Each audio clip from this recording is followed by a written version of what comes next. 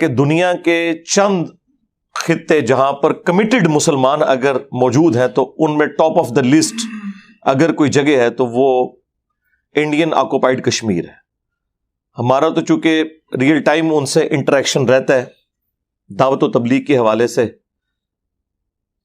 ہمارے live story sessions کے اندر India سے جتنے بھی لوگ آ کے اپنی لائف سٹوریز سناتے ہیں جو اس دعوت حق کے ساتھ اٹیچ ہوئے، ان میں سب سے بڑا جو پورشن ہے وہ انڈین آکوپائڈ کشمیر کے رہنے والوں کا ہے. الحمدللہ پاکستان سے باہر دنیا کے کسی بھی ملک میں سب سے زیادہ اگر دعوت حق کے حوالے سے قرآن و سنت کی آواز پہ لوگوں نے لبیک کہا تو وہ انڈین آکوپائڈ کشمیر کے لوگ ہیں. ہماری دعائیں ان کے ساتھ ہیں ہمیشہ سے الحمدللہ. ہر پاکستانی کا دل ان کے ساتھ دھڑکتا ہے. پاکستان میں حکومت کسی کی بھی ہو، جہاں تک پاکستانیوں کا سوال ہے تو وہ کشمیر کے لوگوں کو اپنی دعاؤں میں یاد رکھتے ہیں. ہر حوالے سے اپنی جو سپورٹ ہے سوشل میڈیا پہ ہو، پولیٹیکل لیول کے اوپر ہو، اخلاقی طور پر ہو، وہ جاری رکھتے ہیں الحمدللہ. اور چونکہ وہاں پہ مسلمانوں کی پرسیکیوشن ہو رہی ہے، مسلمان وہاں ایک طرح سے مائنورٹی ہیں اگر پورے انڈیا کو دیکھا جائے، تو وہ اپنے ریلیجن کے ساتھ بھی کافی کمیٹڈ ہے. اگرچہ وہاں پر صدیوں سے بابا پرستی اور دربار اور بزرگ پرستی، حنفیت، اس نے پنجے گاڑے ہوئے تھے، لیکن الحمدللہ پچھلے 25-30 سال کے اندر کافی چینج آئی ہے. اس میں بھی یہ جو آخری 10 سال جب سے ہماری دعوت الحمدللہ اس چھوٹے سے پلیٹ فارم سے اٹھ کے دنیا کے ہر کونے تک پہنچی، تو اس میں سب سے زیادہ جن لوگوں نے حق قبول کیا ان جگہوں میں سے ایک انڈین آکوپائڈ کشمیر کے لوگ بھی ہیں. سب سے بڑا ان کے پاس ایسٹ یہ ہے کہ وہ چونکہ مائنورٹی میں ہے، اس کی وجہ سے اپنی سروائیول کی جنگ لڑ رہے ہیں اور اسٹرانگ کمیونٹی کے طور پہ وہاں پہ وہ بیہیو کرتے ہیں. پلس جو سب سے حیران کن چیز مجھے لگی وہ وہاں پہ جو ان کا لٹریسی ریٹ ہے وہ بہت زیادہ ہے. یعنی ہماری لائف سٹوری میں جتنے بھی لوگ آئے ہیں ماسٹر ڈگری ہولڈر سے کم کوئی نہیں ہے، اور اکثر جو ہیں وہ پی ایچ ڈیز کر رہے ہیں. میٹرک وغیرہ چھوڑ دیں جی، بیچلر چھوڑ دیں. بندہ حیران ہوتا ہے کہ اس لیول پہ وہاں پہ اس حوالے سے ایجوکیشن کا سسٹم سٹرانگ ہے، اور اسی تعلیم کی برکت سے اعلیٰ پوسٹوں پہ بھی مسلمان ماشاء اللہ تعالیٰ پہنچے ہوئے ہیں. لیکن انڈیا کی جو فوج ہے اور خصوصاً جو اس وقت وہاں پہ حکومت ہے، ان کے مظالم جو ہیں وہ آپ لوگوں کے سامنے ہیں، اور اب تو بہت زیادہ سختی اس حوالے سے ہو گئی ہے. جو کوئی جہادی تنظیمیں کسی زمانے میں ایکٹیو تھیں وہ بھی آلموسٹ اب ختم ہو چکی ہیں. پولیٹیکل سٹرگل جس طرح جماعت اسلامی وہاں پہ کر رہی تھی، ان کے بھی بڑے بڑے لوگوں کو انہوں نے قید میں ڈال دیا. اتنی آزادی والا معاملہ اب رہا نہیں ہے. اس حوالے سے ہم سے انڈین کشمیر میں رہنے والے لوگ لائیو جو ہماری سیشنز ہوتے ہیں، سٹوری سیشنز، ان کے اندر بھی پوچھتے رہتے ہیں کہ ہمیں کیا کرنا چاہیے. تو میں ہمیشہ یہی کہتا ہوں کہ آپ کو آرمڈ کنفلکٹ کو اوائڈ کرنا چاہیے، اس کا کوئی فائدہ نہیں ہے. آج کے اس ماڈرن دور میں جب کہ ملک بن چکے ہیں اور یو این او کے تحت ملک اپنی اپنی باؤنڈریز کے پابند ہے، یہ حقیقت ہے کہ یو این او کے تحت تو کشمیر پہ انڈیا کا قبضہ ہے، اور کشمیر کے رہنے والے لوگوں کی مرضی کے بغیر کشمیر کا ڈیسیژن نہیں ہونا چاہیے. ان کا رائٹ ہے کہ وہ انڈیا کے ساتھ رہیں، پاکستان کے ساتھ رہیں، یا ایک الگ ملک کے طور پر. یہ ان کا رائٹ ہے، یہ ان سے کوئی نہیں لے سکتا.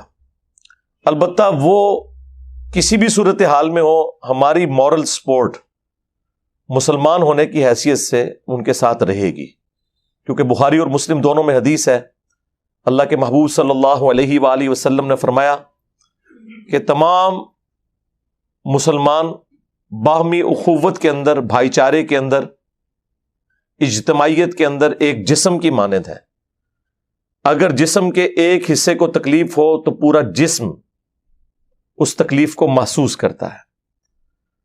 حتیٰ کہ مسلم شریف میں آیا کہ اگر آنکھ میں درد ہو تو جسم رات کاٹ کر گزارتا ہے. نبی علیہ السلام نے اس کو مثال سے بیان فرمایا کہ تکلیف تو آنکھ میں ہوتی ہے لیکن پورا جسم اس تکلیف کو محسوس کرتا ہے.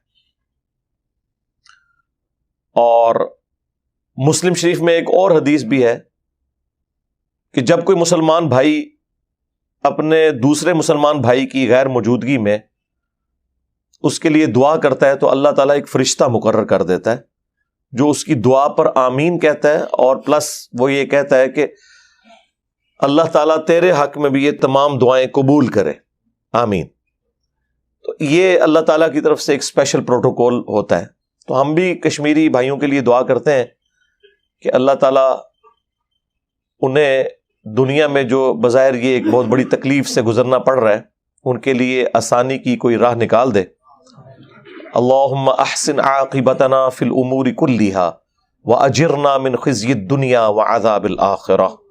اللہم ربنا آتنا فی الدنیا حسنہ وفی الآخرۃ حسنۃ وقنا عذاب النار. ربنا آتنا من لدنک رحمہ وہیئ لنا من امرنا رشدا. آمین. بہرحال وہاں کے رہنے والے مسلمان بھائیوں سے میں ریکویسٹ کروں گا کہ خدا کے لیے کوئی ایسی ایکٹیویٹی جذبات میں آ کے پرفارم نہ کریں کہ جس کی تکلیف باقی مسلمانوں کو کاٹنی پڑے.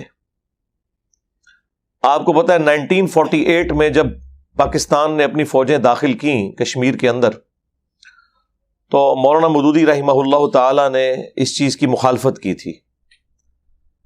مخالفت اس چیز کی نہیں تھی کہ کشمیر میں کشمیریوں کی حمایت کے لیے فوج کیوں بھیجی.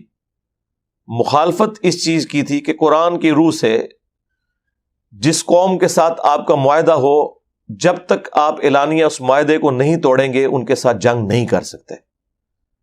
تو وہ یہ کہتے تھے کہ ہمیں ان سے اوپن جنگ ڈکلیئر کرنی چاہیے، گوریلا جنگ کا کوئی فائدہ نہیں ہے. اس وقت تو ہماری اسٹیبلشمنٹ کو، ہماری عوام کو، پولیٹیکل لیڈرز کو یہ بات بری لگی، لیکن آج سب کو سمجھ آ چکی ہے کہ ان چیزوں کا کوئی فائدہ نہیں ہوا. At the end of the day loser Pakistan ہے.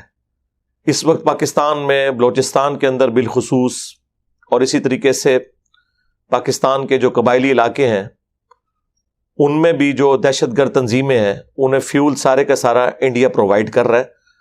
جس طرح کے پاکستان نے کشمیر کاز کے لیے یہاں سے مجاہدین داخل کیے تھے کشمیر کے اندر، اور بعد میں احساس ہوا کہ آج کے اس ماڈرن دور میں اس طریقے سے آپ کسی ملک سے کوئی حصہ چھین نہیں سکتے ورنہ پھر وہ واپس ہو جائے گا. اب تو اکانومی کی جنگ ہے اور وہ پاکستان کی حالت آپ کے سامنے ہے اس وقت کہ پاکستان نے کشمیریوں کی کیا مدد کرنی ہے، ان کے اپنے فارن ریزروز کتنے ہیں، یہاں پہ جابز کا کیا معاملہ ہے، اور سب سے بڑا ایٹم بم ہماری پاپولیشن ہے 22 کروڑ سے تجاوز کر چکی ہے. اتنی ڈینس قسم کی پاپولیشن دنیا کے کسی ملک میں نہیں ہے. ہم کچھ عرصے میں امریکہ کو بھی آبادی میں کراس کرنے والے ہیں اور ریسورسز آپ کے سامنے ہیں. اکانومی دن بدن پیچھے کی طرف جا رہی ہے. تو کشمیریوں سے بھی میں ریکویسٹ کروں گا کوئی ایسا معاملہ نہ کریں جس کی وجہ سے باقی مسلمانوں کے لیے مصیبت کھڑی ہو جو آپ کے ساتھ وہاں رہ رہے ہیں. جذباتی طور پہ یہ باتیں اچھی لگتی ہیں لیکن قرآن و سنت کے دائرے میں جو چیز آئے گی اسی کو ہم سپورٹ کریں گے. اور وہی مودودی صاحب نے مخالفت کی کہ قرآن میں سورۃ الانفال میں واضح آیا ہے کہ جس قوم کے ساتھ تمہارا معاہدہ ہے تم اس سے جنگ نہیں کر سکتے جب تک کہ اعلانیہ معاہدہ توڑ کر ان کی طرف پھینک نہ دو.